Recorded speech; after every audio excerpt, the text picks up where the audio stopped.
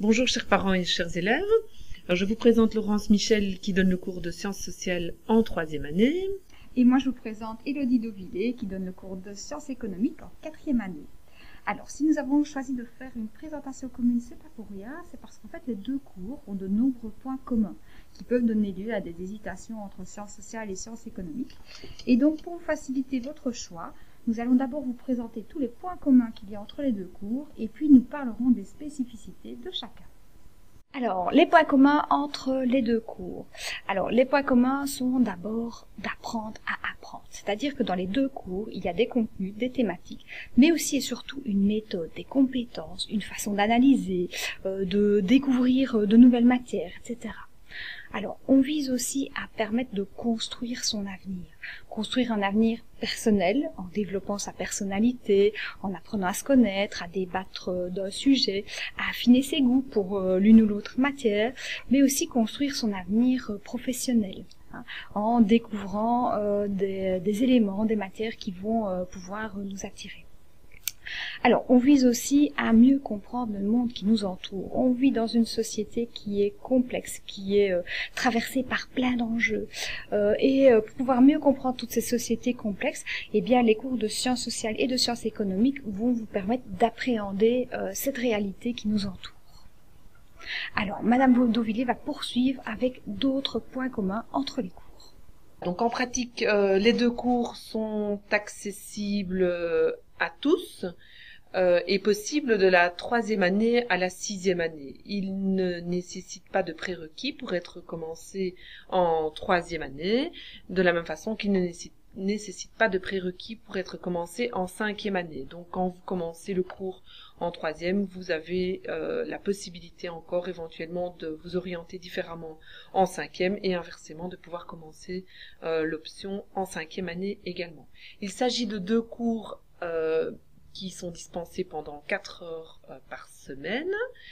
Ils sont essentiellement basés sur l'actualité, sur les cas et des faits concrets et très actuels. Et l'actualité est très très souvent à caractère économique ou à caractère social. Et donc l'actualité nourrit énormément nos cours.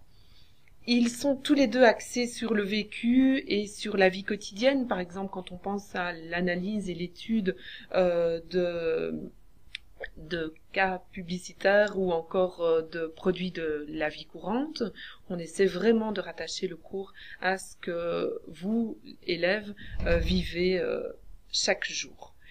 Et finalement, selon les dires des anciens, c'est un cours qui se combine très bien avec un cours de 2e langue moderne. Alors, les sciences sociales, c'est un mot qui est au pluriel et c'est pas pour rien. Derrière ce mot au pluriel se cachent en fait plusieurs disciplines qui sont différentes, mais qui ont aussi des points communs. Alors, en commun, elles s'intéressent à l'être humain. L'être humain qui vit en relation avec d'autres, qui vit dans une société. On s'intéresse aussi à comment on organise cette société pour que ça se passe bien pour tout le monde, pour que ça fonctionne pour tout le monde.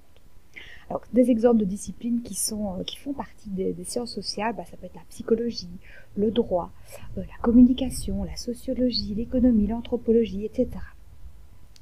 Alors, les sciences sociales proposent une démarche qui permet de mieux comprendre la société dans laquelle on vit.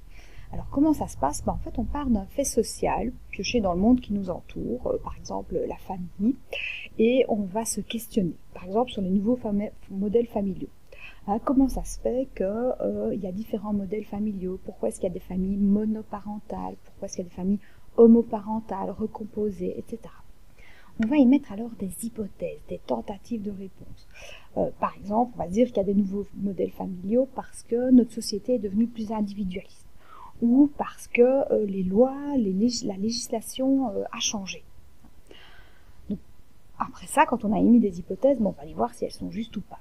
Pour aller voir si elles sont justes, on va faire une recherche sur des documents, dans des articles, des vidéos. On va aller voir des interviews d'experts pour voir ce qu'ils ont à dire sur le sujet. Quand on a réuni tout ça, on compile toutes les informations trouvées et puis on va faire une synthèse qu'on va communiquer. On va communiquer avec un panneau, avec un exposé avec son groupe ou encore un document de synthèse. Tout ça a pour objectif de mieux comprendre notre société, de la voir avec d'autres yeux, de poser un regard moins naïf, plus éclairé sur le monde dans lequel on vit. Alors, les thèmes qu'il est possible de voir en troisième. Alors, tous ces thèmes, toutes ces thématiques, elles ont en commun évidemment d'être liées à l'être humain qui vit en relation avec d'autres. Alors, on peut s'intéresser au monde de la publicité, dans l'idée d'être un consommateur un peu plus averti, un peu moins naïf sur ce monde publicitaire. On va d'abord analyser des publicités, essayer de voir, quelle est la symbolique des couleurs, pourquoi on utilise telle couleur plutôt qu'une autre, pourquoi on utilise telle disposition, quels médias il faut utiliser pour faire passer ces pubs. Une fois qu'on a bien analysé comment fonctionne la publicité, ce sera à votre tour de jouer. Ce sera à votre tour de créer une publicité pour un produit ou un événement que nous choisirons ensemble. Alors, on peut s'intéresser au monde de la famille, comme on en a parlé tout à l'heure. Pourquoi est-ce qu'il y a des familles monoparentales, homoparentales, recomposées, comment ça se fait? On va aller un petit peu explorer tous ces modèles familiaux et toutes les questions du pourquoi il y a ça. On va s'intéresser aussi à la problématique de l'enfant roi. Donc cet enfant pourri gâté, qui fait tout ce qu'il veut, qui pique des crises de colère, etc. C'est une réalité qui existe. Comment ça se fait qu'on en a dans notre société? Pourquoi est-ce qu'il y en a de plus en plus? Donc là aussi, on pourra aller questionner et mettre des hypothèses. On peut s'intéresser aussi aux réseaux sociaux, aux normes sociales. Donc les réseaux sociaux, c'est quelque chose qui fait partie de votre réalité quotidienne. Eh bien, on va aller questionner les normes. Tiens, comment ça se fait qu'on se comporte de manière un peu différente sur les réseaux sociaux et dans la vraie vie? Qu'est-ce qu'il y a là derrière? Quels sont les avantages et les inconvénients à utiliser tous ces réseaux? On s'intéressera aussi à la communication non violente. Comment est-ce que je peux faire quand j'ai quelque chose d'un petit peu désagréable à dire à l'autre pour essayer de ne pas le blesser? Comment est-ce que je peux avoir un dialogue, une communication positive et constructive? Voilà pour des exemples de thématiques que nous pouvons voir en troisième. Alors, les thématiques qu'il est possible de voir maintenant un peu plus tard, c'est-à-dire en quatrième, en cinquième ou en réto. Alors, on peut s'intéresser à la communication, au langage non verbal, au système judiciaire en Belgique, en examinant comment fonctionnent les cours, les tribunaux, et puis en ayant le plaisir d'aller voir en vrai comment ça se passe dans une audience. On peut s'intéresser à la télé-réalité, à la migration, et là aussi c'est l'occasion d'aller visiter le centre fait d'asile de Bovigny ou encore le camping Spador qui accueille aussi des migrants, d'aller à leur rencontre et de voir un petit peu ce qu'ils ont à partager comme expérience. On peut s'intéresser au contrat de travail, aux stéréotypes, au comportement alimentaire, drogue et solitude, et encore d'autres thématiques que vous avez là sous les yeux. Alors, il y a la possibilité aussi en cinquième et en réto de participer aux Olympiades de sciences sociales, et on a une de nos élèves qui avait eu la chance et le plaisir, grâce à son travail, d'être sélectionnée pour la finale des Olympiades de sciences sociales, qui est valable pour toute la communauté française. Alors, je vais maintenant passer la parole à ma collègue, Madame Dovidé, qui va vous parler des spécificités du cours d'économie. Eh bien voilà, donc je vais vous présenter en quelques mots le cours de troisième année. Ce cours est toujours très ciblé sur l'actualité et sur la vie de tous les jours, sur votre vie de tous les jours. Donc on va partir de l'analyse d'un produit de consommation courante, voir comment l'homme en tant que consommateur peut acheter des produits de consommation courante, quelles sont les possibilités qui lui sont offertes. Et donc on parlera assez bien du crédit et de ses risques, de tous les risques qui existent autour du crédit. Nous verrons également quelles sont les dispositions qui sont prises pour protéger justement le consommateur qui ne serait peut-être pas averti de tout. En ce qui concerne le côté production, on verra également l'homme producteur et donc plutôt l'entreprise et voir différents aspects de l'entreprise. En troisième année, ce sera particulièrement les documents administratifs comme la facture, la mise au point et les différents points qui composent une facture.